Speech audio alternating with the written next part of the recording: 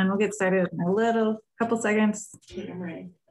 I think we're ready to go. So hi, I'm Liz. I am a frequent buyer at the Stitch and Den. I love this shop. Every time I come up to Estes, I come by and always buy something because I love everything. I love all the classes. And I am here to do a sample of Mill Hill cross stitch kit. As you can see, maybe, I don't know if you can see. Yeah, oh, I guess I can hold it. That they are now selling in the store. Mill Hill kits are a perfect place to start because it has everything you need in there. It has a really good instruction page, and it's a good place for any beginner or anyone who wants to try something new. And it also includes beads, which are fun, even though they're not that scary. So they're very fun. If you have any questions throughout this, you can put them in the chat. Paula will help answer them. And today is double points day. So anything you do buy, whether online or in the store, you get double points. So that's exciting. So I will go ahead and start. So when you get the kit, it comes in this really nice thing with everything inside it, as you can see. I've already kind of started laying it out for you. So it comes with a really good instructions, a jumble of floss that is probably the worst thing about this, but once you get past that, it's good. Oh,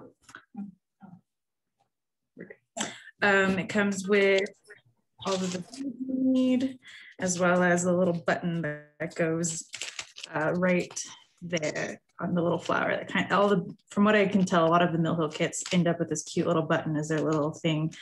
So that is how it goes. And then the perforated paper. So what makes the Mill Hill kits a little special is it uses this perforated paper, which is actually a good place to start if you've never stitched before. Most cross stitching is done on Aida cloth, which is actual like fabric and cloth, which can be a little difficult to handle. A lot of people, I'm sure you've seen, use hoops to stitch with and keep things ever extra taut, which we do sell at the store. But I really like this paper to start because it's good tension, it's flat pliable, and that's how you go. So with starting any Mill Hill kit, you kind of want to like lay out all of your stuff. You got everything going for you. It does come with needles. It comes with 2 needles in here, a regular needle and a beading needle. The beading needle is really teeny tiny, so you want to be careful not to lose them. Keep them in the bag until you need it. And there you go. So I'll go ahead and start with the instructions. I've already put some notes on there that I'll use later, but as you can see, it starts this really great pattern. A lot of stuff on here. I will break it down for you. It's essentially like a paint by numbers with thread, and then all of the information you could ever need. So we can start at the beginning.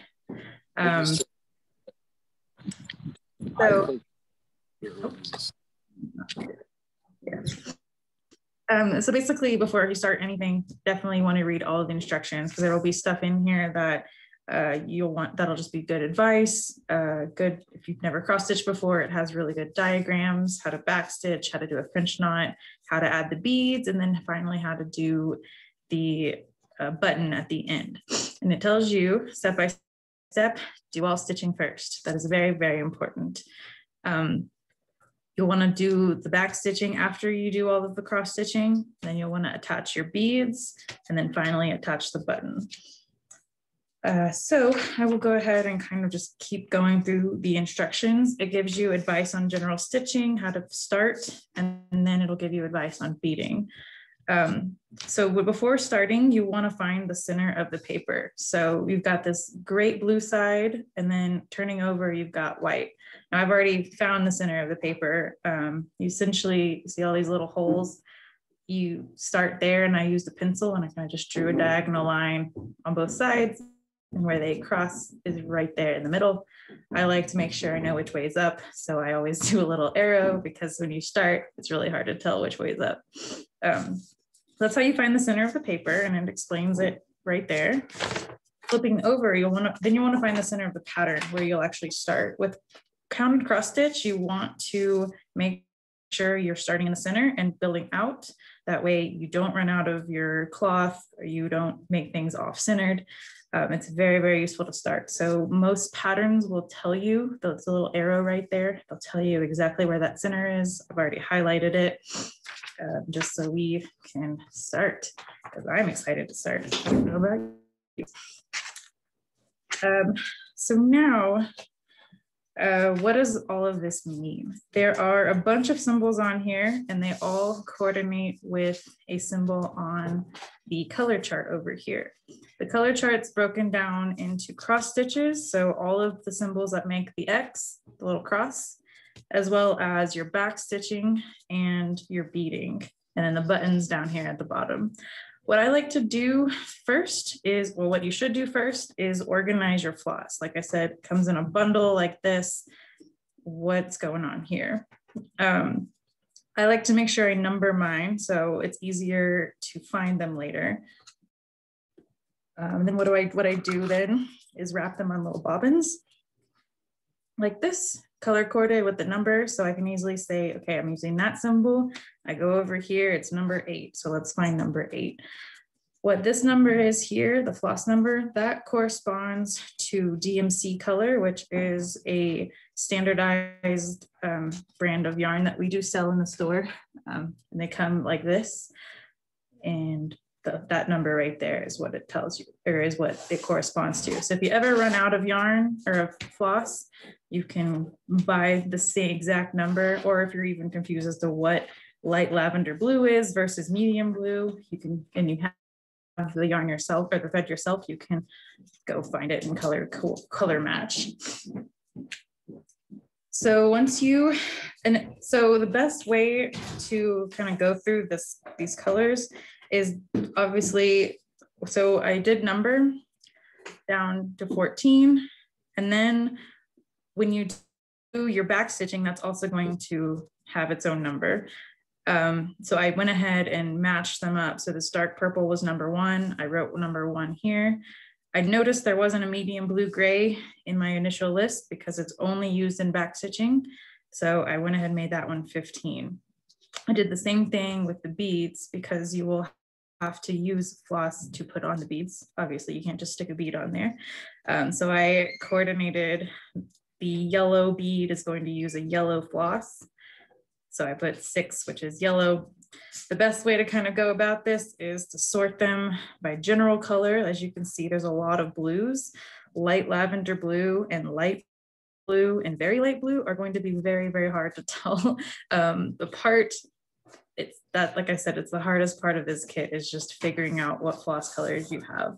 The best thing I've found, and it actually says it right here, is you wrap a strand around a pencil and you just kind of do it one at a time. So that, I'm not going to waste your time trying to sort these. I've already pre-sorted my other kit that I used.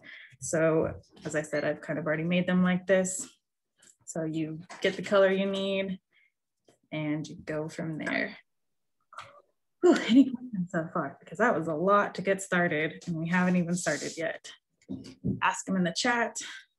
I'm going to keep going, guys. I got a lot to talk about and do. So, all right, whew, deep breath. Once you've organized everything, you can start. So we know we're going to start here in the middle.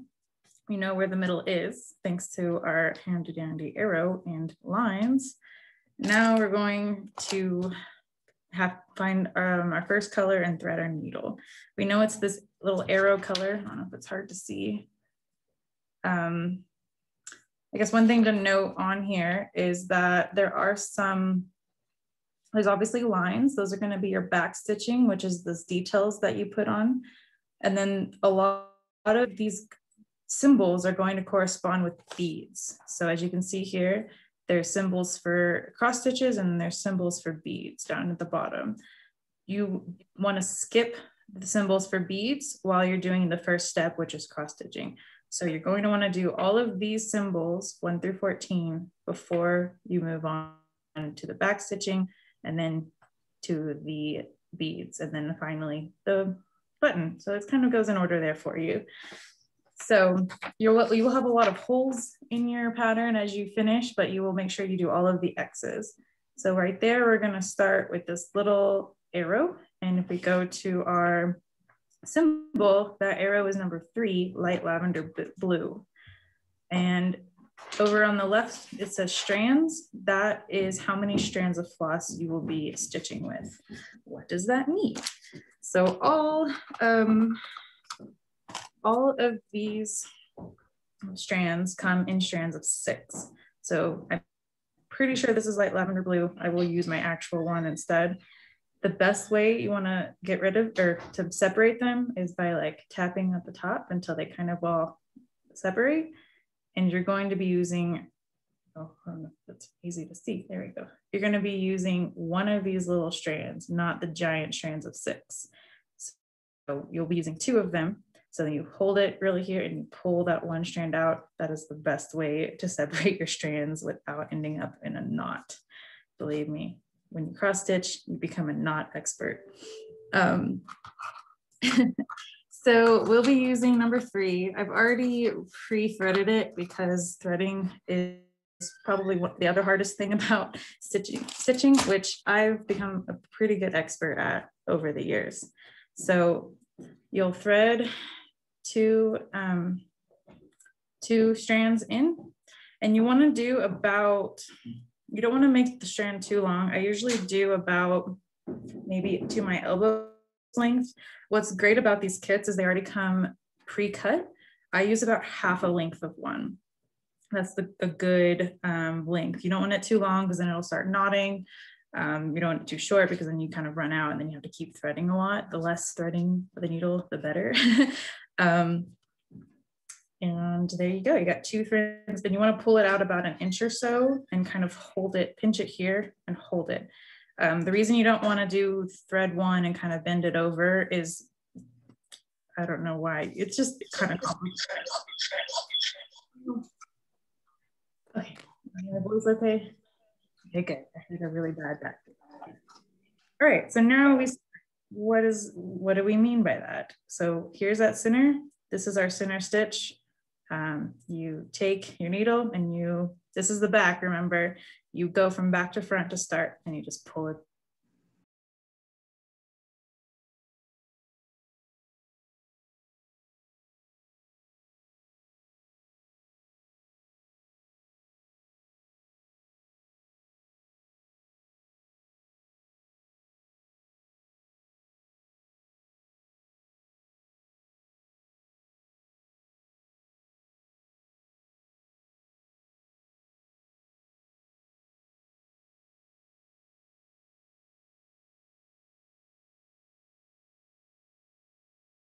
Through.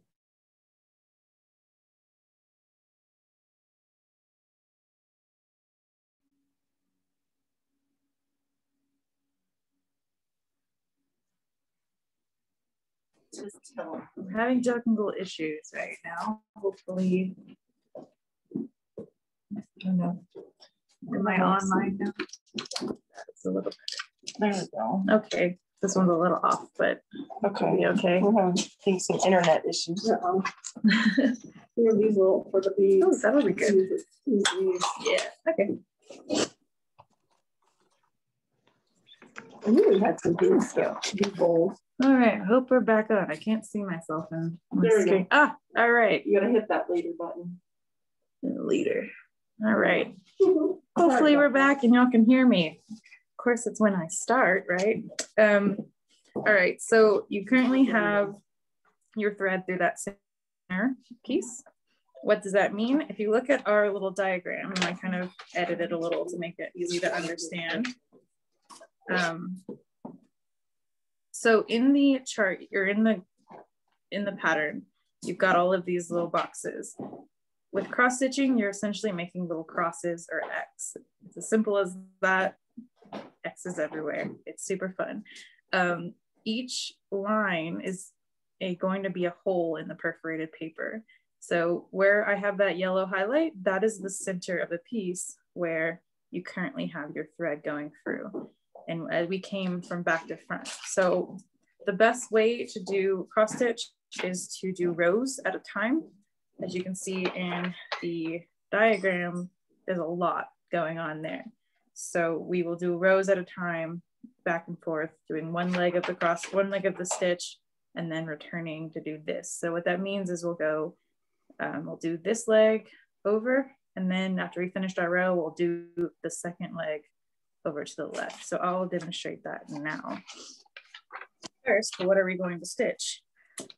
How I follow this pattern. I know the highlighter tape is the best thing on this planet that we sell here at the shop, but sadly these things are a little too small.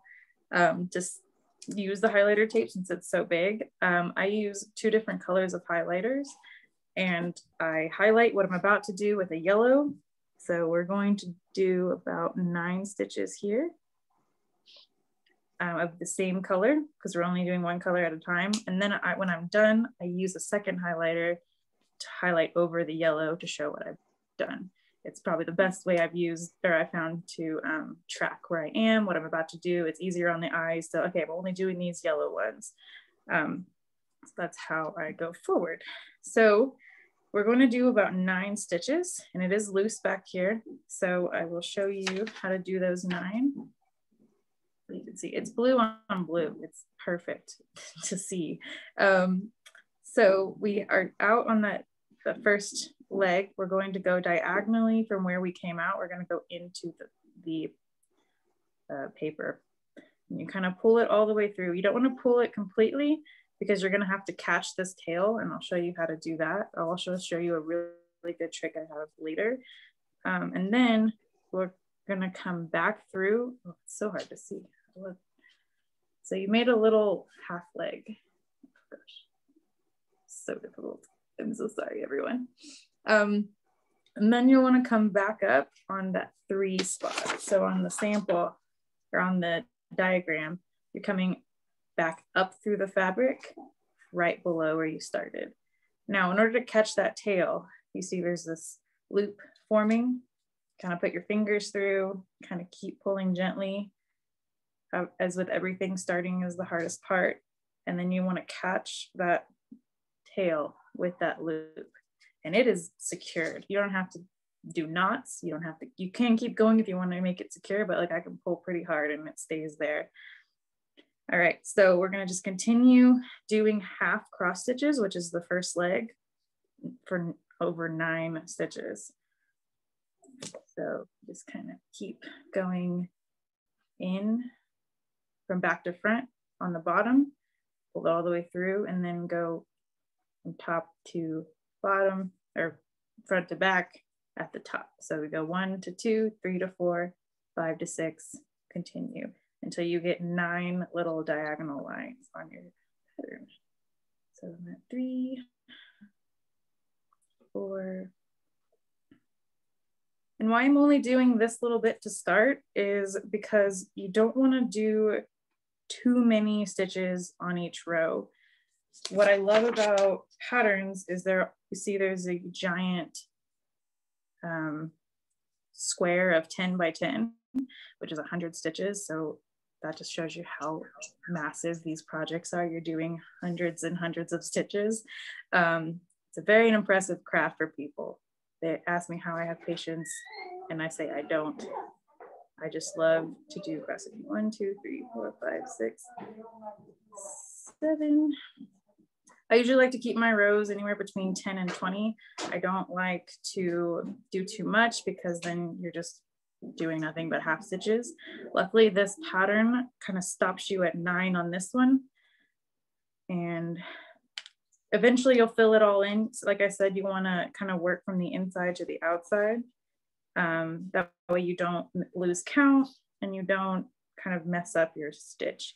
It would be ideal to kind of start at the top and go down, and you can do that if you want to pre-grid your whole project, which you easily could do because you can just draw on the back with pencil. If you want to pre-grid where the grid matches and just start at the top, you can do that too. The best thing about cross stitching is you can do whatever you want to do. 1, 2, 3, 4, 5, 6, 7, 8, 9. I call it a choose your own adventure. All right, so we've got 9, and now we're going to do the stitches, we're going to complete the cross stitch by doing the second leg of the stitch. So we have 9 on our paper, and we're going to go back. So we'll go in through there. And it totally is a practice that you get better at. I have gotten really good at just going from back to front. If you need to turn your paper over to find that hole, totally can. Like if everything, you get better over time. So we'll go in, and as you can see, that's our first official cross stitch. It makes a little X, and through many of them, you don't really see the X, it just kind of fills in. So they're just little crosses of color, little blips of color. So it's very much like a color by number, paint by number, where you're filling in the entire thing with little X's with the color, one strand at a time. So you just kind of keep going back and forth. Apologize if I'm going too fast, but I've got a lot to cover. Oh, 30 minutes. Oh no, I only have 10 minutes left. I might go over, but it's okay. And once you've finished your row, and you just keep doing more rows until you either run out of thread or you run out of that color on your pattern.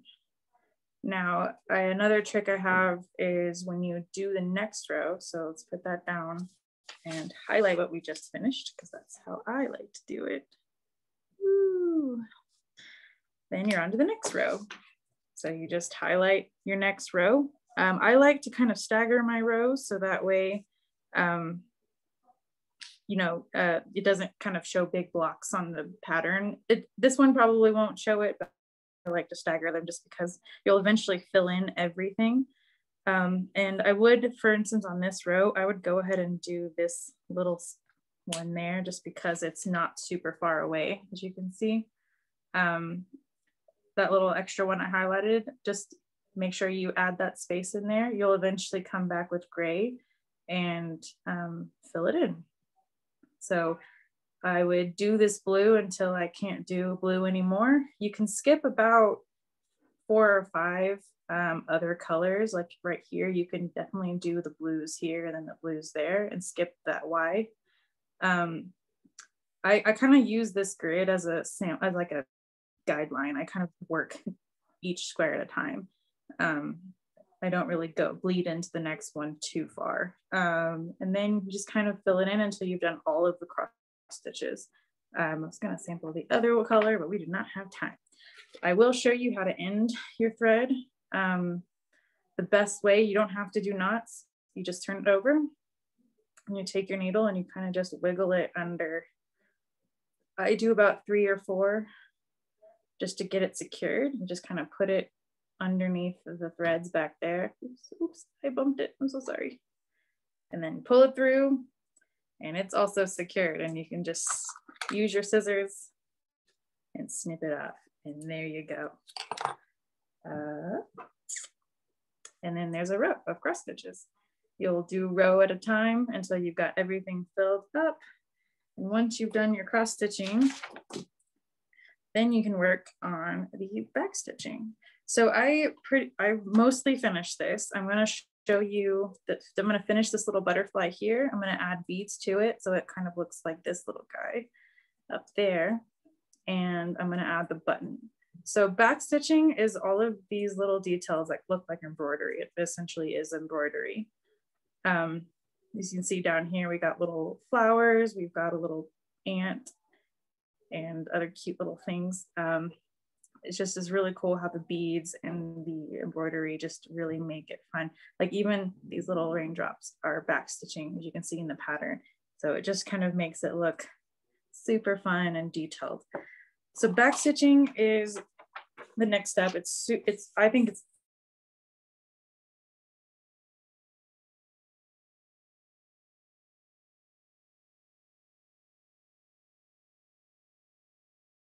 fun. It's called back stitching because you're working backwards. So you go forward, then go backwards. So you'll come out at 1, go in at 2, come out at 3, go in at 4, etc., following the line of stitching. So a good example is here on bring. you're going to come out at each little hole and stitch the word like you see here. So you'll backstitch this whole entire thing. And same thing with up here and down at the little flowers. You'll use the color code chart to tell you what color you're doing. One thing that this kit does is that it uses the same line for a couple of them, but it tells you in here that the medium blue gray backstitches are going to be your raindrops. And that means for the raindrops, this black dark stitch is going to be medium blue gray. And then the grass is going to be green.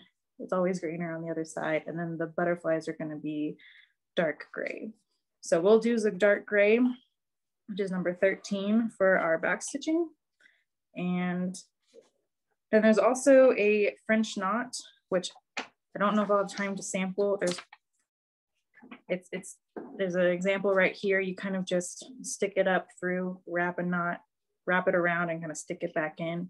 It's every stitcher's least favorite thing to do, but it brings this little effect right here on the eye. It kind of like pops it out a little bit. It's just a tiny little knot. So you have your eye for bring. So we will do, what color? So we're going to do this little butterfly here on the pattern. It's right there. This little section I will do. Is it okay that I'm running over time? Yeah, you can go over at least 5 minutes. All right. All right, cool. So get your gray stitching. Oops, sorry. I'm gotten so good at threading. It's crazy.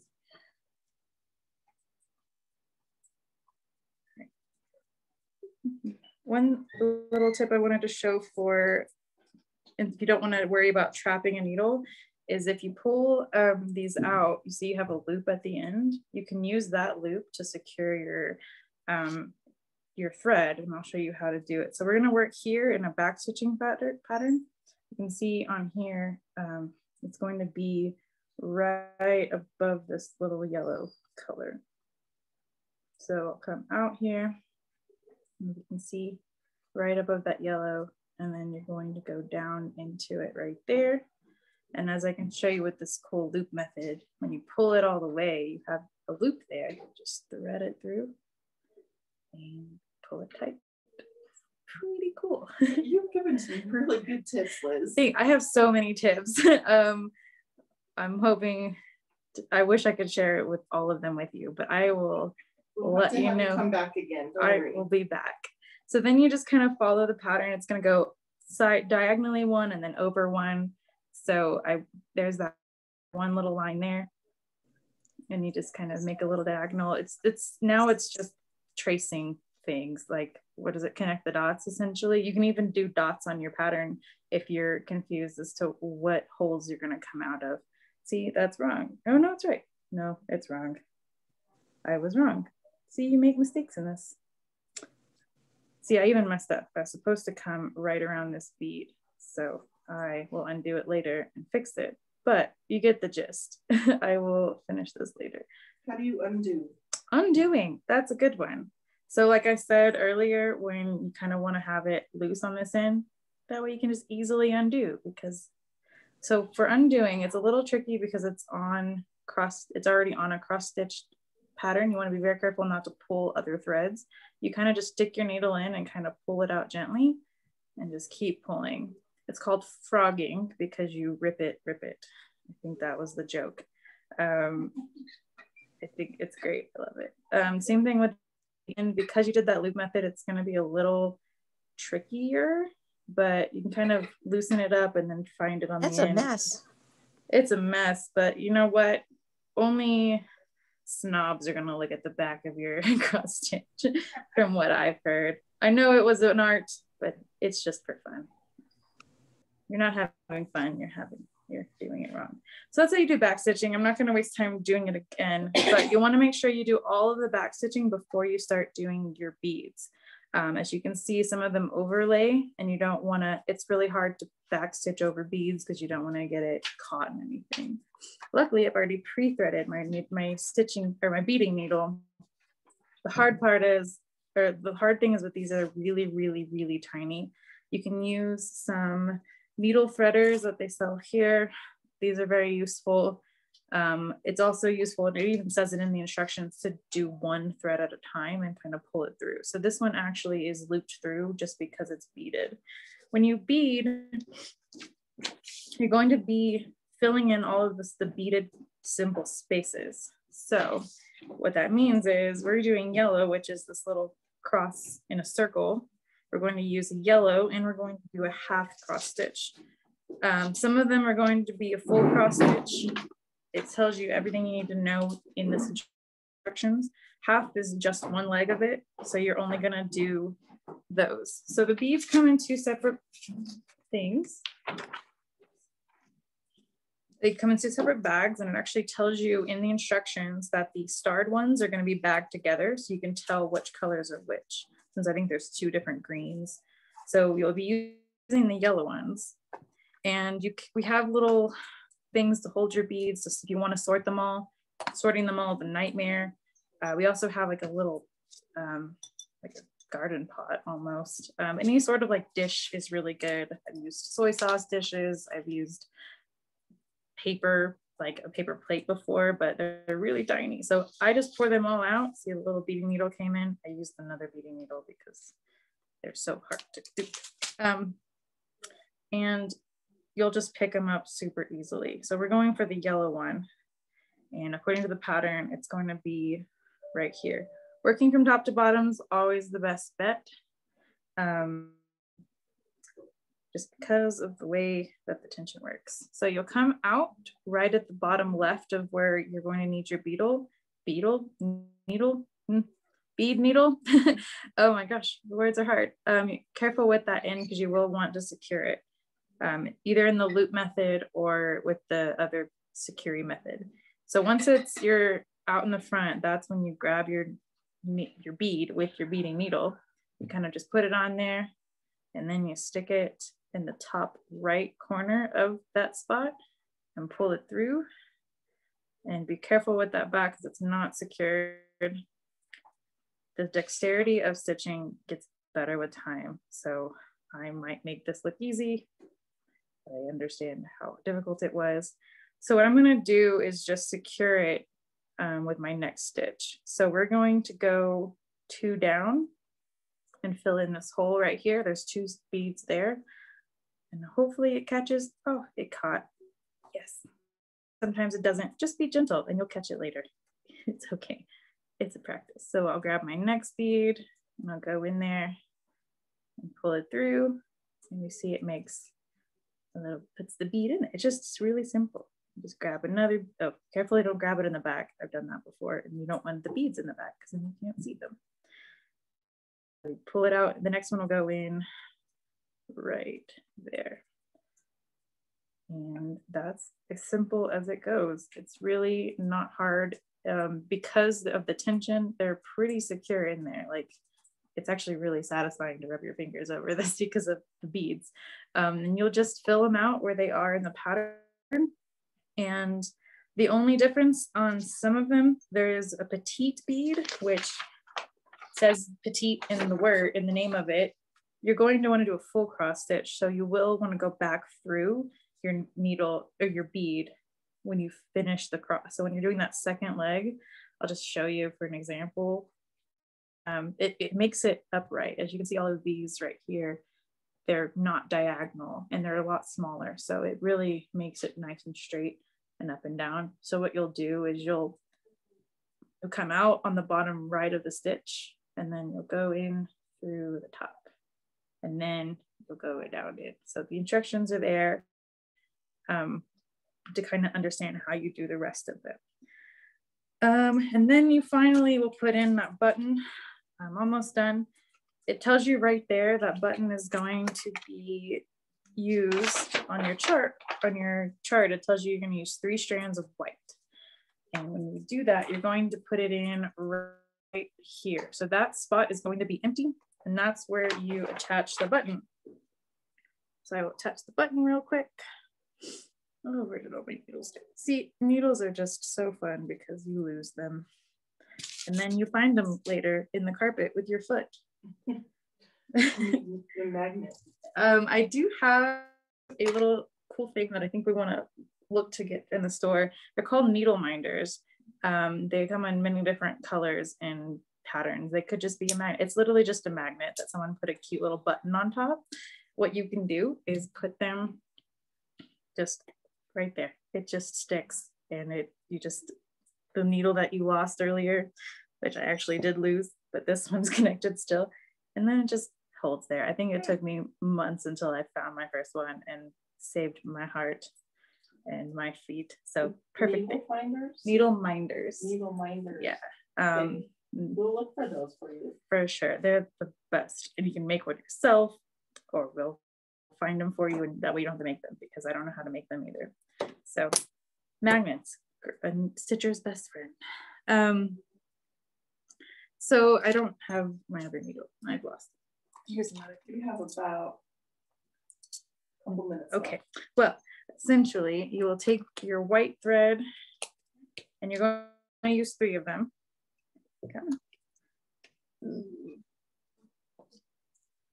And another difficult time of putting them in.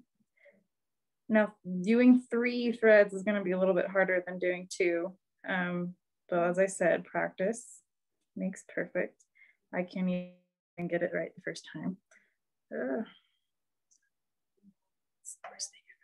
Then essentially, you're just going to be securing this one with a double knot, as it shows you in this diagram. So you will, here's that one, where is it? There is an empty space there that doesn't have a cross stitch. We'll come out in the bottom left like we always do. And you're just gonna wanna position it based on that picture. So the picture is gonna be very helpful to kind of understand where it goes. As you see, it's just a flower on a stem, pretty easy. So there's 2 little holes here, like any button. You're gonna come out because you're going from the back to the front, and then you'll wanna go back in from the top to the bottom. And then you'll wanna put it in that top right hole of that space. And what it tells you, and it tells you in the instructions, but it also shows you, you want to go through twice. See, knots. That's so fun. It's a mess. So you'll want to kind of leave, see, tension and knots. It's so fun. You kind of want to leave a tail because you're going to want to make a knot in the back. You want to go out again. Oh gosh, I'm so sorry. Should practice this better. It's always a mess. And I'm not even perfect at it. This is my first time actually doing a kit with a button. And then you put it back in that same hole. So you'll thread it through twice just for security. Hopefully pull it through properly. If not, oh, I did not do that right at all. Anyways, pretend I did do it right because I'm perfect. It'll sit there and you'll tie a double knot on the back with the leftover, and there you go. It's completed except for that bad part, the donut wing nut. And then you've got a full cross stitch. So if anyone has questions, or I'm sorry I went through so much so fast, but everything you need to know is in here. Ask questions if you need it. I know if you might not have it with you in front of you, but one thing I love is the cross stitching community online is the best people ever. So questions will always be answered if you ask them. So, which I can answer some right now if you'll have it. I don't know if they can hear me thoroughly here, but I don't see any questions in the chat. Okay. But Liz, thank you for being such a special guest and joining us. Thank you for having me. It was fun, and I'm sorry I'm a mess, but that's what life is. No. So if you would, let's see, let them know we'll be back with Jenny's. Okay, we'll be back at 12:15 with Jenny. She's going to crochet a decorative nesting basket, which they look super cute. I'm excited. I'm going to watch her because I love her to death. So we'll be back, I guess. Anything else you can ask? But thank you for listening to me. Thank you. Thank you very much. Thanks. Bye.